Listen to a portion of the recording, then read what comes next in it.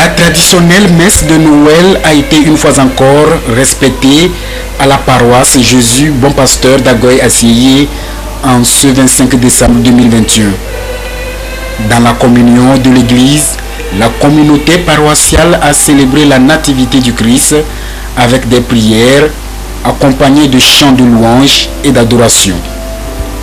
Ceci pour témoigner son amour pour la venue de Jésus-Christ, Sauveur de l'humanité. Dans son message, le Père célébrant a relevé l'importance de cette célébration dans la vie du chrétien. Ce Christ n'est que le Verbe éternel de Dieu dont Saint Jean nous parle dans son prologue, dans son évangile. Le Verbe est celui par qui Dieu a créé tout, celui qui est le reflet resplendissant de la gloire de Dieu, l'expression parfaite de son être. Et c'est ce Verbe qui a accepté de prendre chair à la Vierge Marie pour venir dans notre monde, pour éclairer tout homme venant dans ce monde. Ce fut un moment solennel de grâce et de bénédiction pour les fidèles chrétiens pour qui Jésus-Christ est venu pour sauver les âmes. La fête de Noël, c'est la joie. Jésus est venu dans le monde pour nous sauver, pour nous éclairer. En tant que chrétien, je pense qu'il y a des règles fondamentales qu'il faut suivre, que la Bible nous enseigne, que l'Église, notre mère, également nous a enseigné à travers, bien entendu, la catéchèse. Donc il faut respecter, suivre les prescriptions que l'Église nous enseigne pour pouvoir marcher dans le chemin, parce que Jésus lui-même dit, je suis le chemin, la vérité et la vie. La naissance de Jésus nous redonne confiance qu'un jour le Christ est venu pour nous sauver lorsque j'étais dans la poussière. Nous demandons la grâce de la joie dans nos familles, dans toute la communauté chrétienne, pour que tout le monde soit en joie, pour que l'humanité entière soit en joie. La nativité du Christ, selon le Père célébrant, c'est pour mettre fin à une vie de ténèbres et suivre la voie loyale du Père céleste. Jésus nous a fait connaître Dieu. On ne peut donc donner des arguments discriminatoires. Chacun de nous doit impérativement adhérer à cette révélation, à cette incarnation du Fils de Dieu. Chacun doit se laisser guider par la vraie lumière qui est Jésus. Cette vraie lumière qui est venue pour éclairer nos ténèbres et nous redonner la dignité d'enfant de Dieu. Cette dignité que nous avons perdue, nous devons revenir vers ce Dieu qui a pris chair, qui a voulu être parmi nous, qui a voulu faire sa demeure en nous.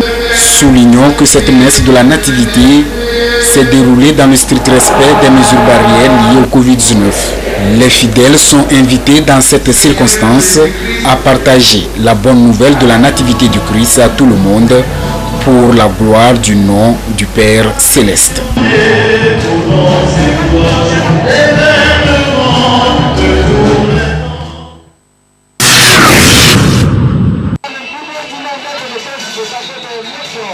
Donner du sourire et de la joie aux petits-enfants ce jour de Noël, c'était l'objectif de la tournée du maire du Golfe 5, Kossi Abouka, ce samedi 25 décembre, à travers plusieurs villages et quartiers de sa commune. Cette action de l'élu local, qui a permis de partager des repas chauds en ce spécial jour de la Nativité du Christ, se veut une manière pour l'homme d'apporter sa modeste contribution afin de permettre à chacun de passer d'agréables moments de fête. Au total, ce sont 22 villages et quartiers de la commune qui ont bénéficié de ce partage de repas convivial dénommé le repas du maire. Le maire est un berger et il est également un père de famille. Père de famille, aujourd'hui nous sommes en fête et nous avons jugé bon organiser le repas du maire pour les 22 quartiers et villages que constitue la commune du Golfe 5. Nous sommes très contents que nous avons pu organiser cette fête avec les enfants, avec les sœurs, avec les frères de la commune, pour que la fête soit belle pour tous. Partout où le maire et sa délégation sont passés, c'est un accueil chaleureux qui leur a été réservé. Les populations bénéficiaires de ce repas du maire expriment ici leur joie. Le maire est venu nous offrir à manger et à boire. Nous lui disons beaucoup merci. Ça a été une très grande joie pour nous parce que pour une première fois dans la commune du Golfe 5, une joie partagée dans le quartier. Et on remercie infiniment le maire, Aboka Kossi Agbeniga. Partager de bons moments lors des fêtes, c'est bien, mais ne pas négliger les gestes barrières en cette période de crise sanitaire liée à la Covid-19 est encore mieux. Occasion saisie par le maire lors de sa visite pour inviter les populations à la prudence. Nous profitons de cette occasion pour rappeler que les mesures barrières sont tellement importantes. Il ne faut pas qu'après la fête, que certains tombent malades. C'est pour cela que quand nous passons, nous mettons un accent très particulier sur les mesures barrières pour que même pendant la fête, nous puissions respecter vraiment les mesures barrières pour qu'à la fin, nous tous nous soyons toujours en bonne santé. Joyeux Noël à toute la population du Golfe 5. Bonne fête à tous et à toutes. Pour le maire Kossi Aboka, l'épanouissement des populations de sa commune passe avant tout. Et cette action de ce jour vient une fois de plus témoigner l'engagement de l'homme à être toujours aux côtés de sa population.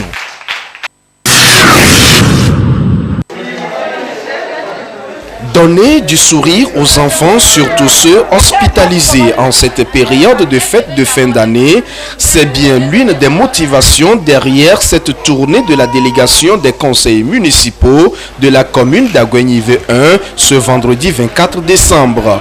Première escale, polyclinique à Guédemakoué. Les enfants rencontrés ont bénéficié des kits composés de divers jouets pour bien s'amuser en ces moments. Même opération au CMS Agoué Kakaveli et au CMS Agoué. À chaque lieu, les mamans de ces enfants n'ont pas caché leurs sentiments. Je remercie la mairie d'Aguenive pour donc ces cadeaux qu'ils nous ont offerts. Ils nous ont fait donc de ces cadeaux pour que nos enfants puissent bénéficier. On ne s'attendait même pas, on n'a même pas acheté. Comme cette année c'est dur, nous n'avons pas eu assez de moyens, donc nous les remercions.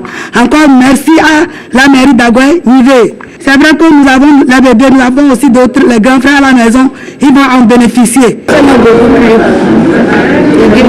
Moi j'ai à remercier comme une Aguenive pour la bonne part de cadeaux que nous a fait, que merci Papa Noël.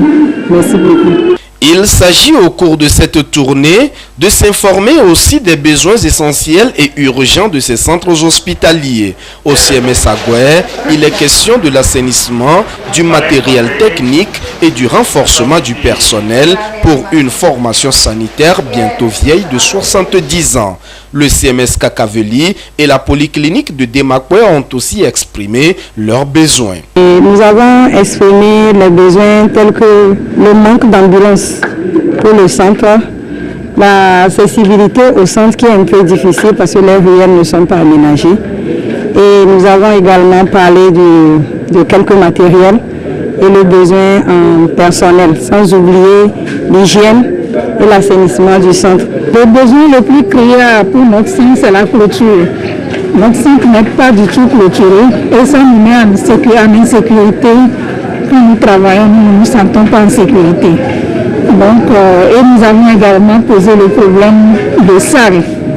Donc, la mairie a quand même donné une réponse favorable et nous espérons que ça sera effectif. À toutes ces doléances et sollicitations, la délégation communale entend s'investir pour apporter des solutions. Nous allons nous adresser au gouvernement, aux plus hautes autorités, pour qu'on puisse regarder ces centres et tenir compte de ces besoins-là dans le budget du gouvernement. C'est plusieurs étapes. Ce que nous pouvons faire, nous allons le faire et envoyer les autres au niveau plus supérieur de manière à ce que dans les jours à venir, que ces besoins exprimés vraiment puissent trouver leur solution. Nous sommes en partenariat avec certaines ONG qui ont fait des promesses. Ici, par exemple, il y a une ONG suisse qui a promis pour reprendre le bâtiment qui abrite le laboratoire. La mairie elle-même a commencé le processus, surtout pour le marché public, au niveau du marché public, pour la construction d'un service de pédiatrie au niveau de la polyclinique de Demakwe. Le processus de marché public est à sa fin et probablement en janvier, février, les travaux vont effectivement commencer. Nous nous sommes dit que nous allons venir faire la visite de ces 3 centres de santé pour soutenir les malades qui sont encore dans ces centres, pour les soutenir, les encourager, et les aider à supporter cet état, parce que ce n'est pas facile de se sentir malade, surtout en cette période de fête. Il faut noter que le volet santé est une des priorités des premiers responsables de la commune Agouenive 1. En témoigne la pose de la première pierre le 30 juillet dernier pour la construction d'une pédiatrie à la polyclinique de Demakwe. Depuis le début, notre pays... Nouvelle montée de la courbe des cas de contamination au Covid-19 au Togo pour le compte de la semaine écoulée. Les choses semblent prendre à nouveau une autre ampleur dans le pays qui entre dans la phase d'une 3e vague de la maladie. Sur les 469 nouveaux cas recensés, 25% proviennent du nouveau variant Omicron. Un variant dont le risque de contamination est 2 fois plus grand que celui des autres variants. Une situation plus qu'inquiétante pour les premiers responsables de la CNJR. Pour ce qui est de cette semaine, nous avons noté du 15 au 21 décembre 469 cas contre 117 la semaine d'avant et 61 une semaine en arrière. Nous avons noté pour cette semaine 3 décès. Vous voyez qu'il y a une progression des cas cette semaine. Le 15, on avait 24 cas, le 16, 46 cas, le 17, 38, le 18, 52, le 19, 116, le 20, 64 et le 21, 169. Nous sommes passés de 2,5% de positivité le 15 pour arriver à 12,5% de positivité le 21 décembre. Sur les 169 cas qu'on a eu hier, il y a plus de 50 qui concernent les voyageurs à l'arrivée et qui sont arrivés avec des tests négatifs, mais dès qu'on refait les tests ici, ils sont positifs. Plus de 50 personnes, ça fait beaucoup. Accélérer dès à présent la campagne vaccinale devient la seule option sûre pour faire face à la situation. Sur ce, le médecin colonel Djibril Mohamed exhorte une fois de plus les populations au bon sens. Le variant Omicron est là et les séquençages ont montré qu'il représente 25%. Il est plus contagieux que l'ancien variant Delta. Et pour cela, nous observons avec une grande vigilance la situation sur le terrain. Ce qui se trouve dans les soins intensifs et ceux qui sont décédés concernent en majorité les personnes non vaccinées. Là, vous comprenez que la vaccination a beaucoup sauvé les vies. C'est pour cela que nous encourageons nos concitoyens à se faire vacciner et à respecter scrupuleusement les mesures barrières. Nous devons prévenir les conséquences. Et les personnes qui refusent de se faire vacciner doivent rapidement changer d'avis parce qu'ils exposent les autres. Mais il n'y a pas qu'ils exposent les autres, mais ils sont responsables des mutations du virus qui vont apparaître et des mutations pourront être dangereuses, c'est-à-dire de nouveaux variants.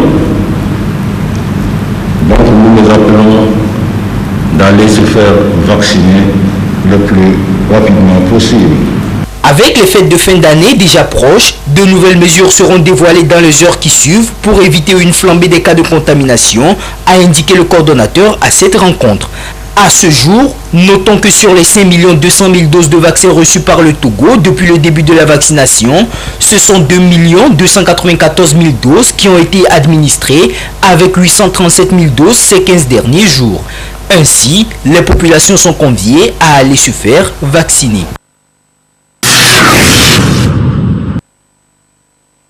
En cette période de fin d'année 2021, le grand marché de Kakaveli se rapproche davantage des populations de Lomé avec un nouveau concept de promotion des produits vendus sur le marché. Il s'agit du concept Nous Pléplé de l'Harmattan. Le projet porté par les revendeurs et les revendeuses de ce marché moderne a ouvert ses portes ce lundi par cette cérémonie. La présidente fondatrice du marché dénommé de Kaosime, Vicessia Meyer, a coupé le ruban pour donner le ton aux activités commerciales dont la quintessence est aussi particulière. Les revendeurs et les revendeuses du grand marché de Kakaveli ont voulu être solidaires avec les concitoyens dans le souci de pouvoir aider tout le monde à pouvoir bien fêter. Les produits de première nécessité ont flambé. Alors, dans ce marché, il y a des entrepreneurs, il y a des agriculteurs, il y a des gens qui se sont sacrifiés pour pouvoir acheter des produits, pour pouvoir les ramener ici et les revendre à coût très très réduit. Pas par le plaisir, mais juste pour pouvoir aider les gens.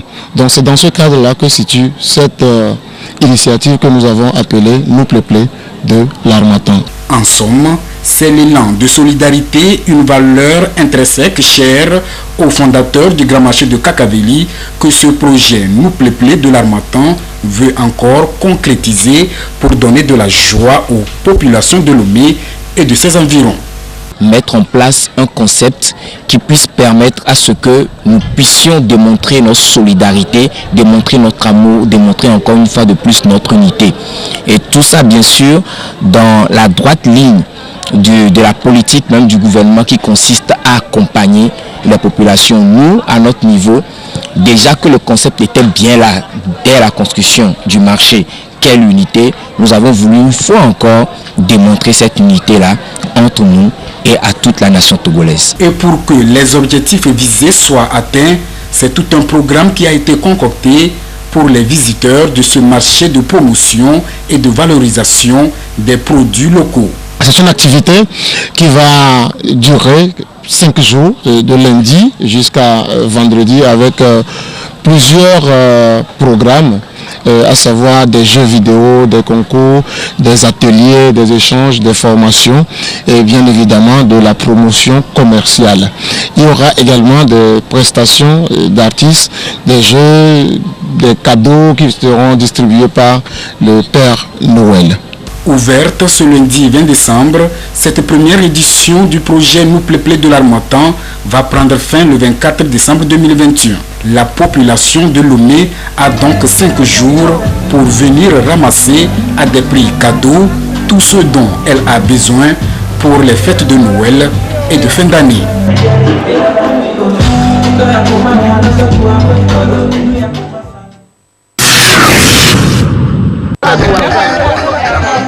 De la joie et du sourire pour les élèves de l'EPP Adjoveglo dans la préfecture de Zion. Ils ont reçu des dons de vivres et de non-vivres. Ce geste humanitaire est à l'actif de l'association Ronafine pour le développement, l'éducation et la culture à Rodec basée en France. Les femmes et les personnes âgées de la localité ont bénéficié également de ces dons. L'objectif est de permettre à ces personnes déshéritées de célébrer en toute beauté les fêtes de fin d'année. Mon surnom, c'est Maman Bonheur, enfant épanoui. Donc je fais la joie des enfants, j'adore les enfants. Et j'ai remarqué qu'il y a des villages qui sont éloignés, qui sont dans des besoins énormes que les gens ne reconnaissent pas.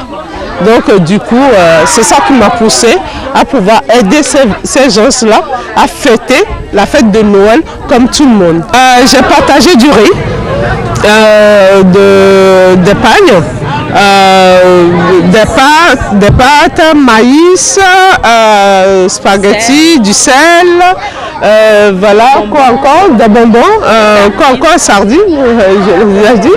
Voilà, il y a un peu de tout, un peu de tout. Les bénéficiaires ont salué les responsables de l'association pour cette initiative louable. Et face aux besoins énormes, ils les ont invités à poursuivre leurs œuvres pour le bien-être et l'épanouissement de la population. Les élèves d'Adjoveglo sont contents de vous. Ils vous remercient de ces dons. Nous allons bien fêter. Nous sommes très contents de ces dons, de continuer à nous assister comme ça.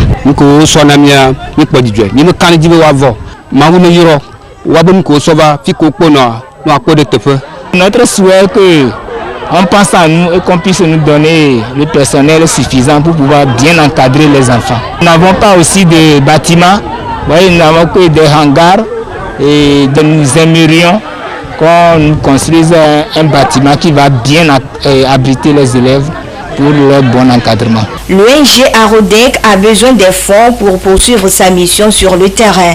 Et pour la mobilisation de ces fonds, elle demande l'appui et le soutien financier des bonnes volontés. Si les gens peuvent m'aider aussi à pouvoir réaliser mes rêves, même avec 1 franc, 5 francs, 10 francs, on peut aider autrui. Si chacun d'entre nous fait ça, j'espère qu'on peut aider nos prochains qui sont au fin fond du village à aussi vivre et épanouir. J'exhorte encore une fois de plus tous ceux qui ont la bonne volonté d'aider l'association ADOC à mieux s'occuper des enfants dans les points les plus reculés du Togo. La cérémonie de remise de dons s'est déroulée ce mercredi, jour de départ en congé des élèves.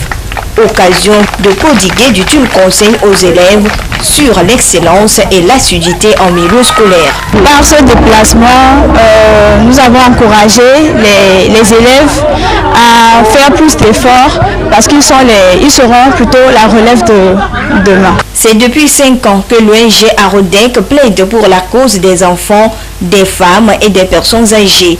Elle intervient dans plusieurs domaines, à savoir l'éducation, la santé, la culture, pour lutter ainsi contre la pauvreté et contribuer au développement.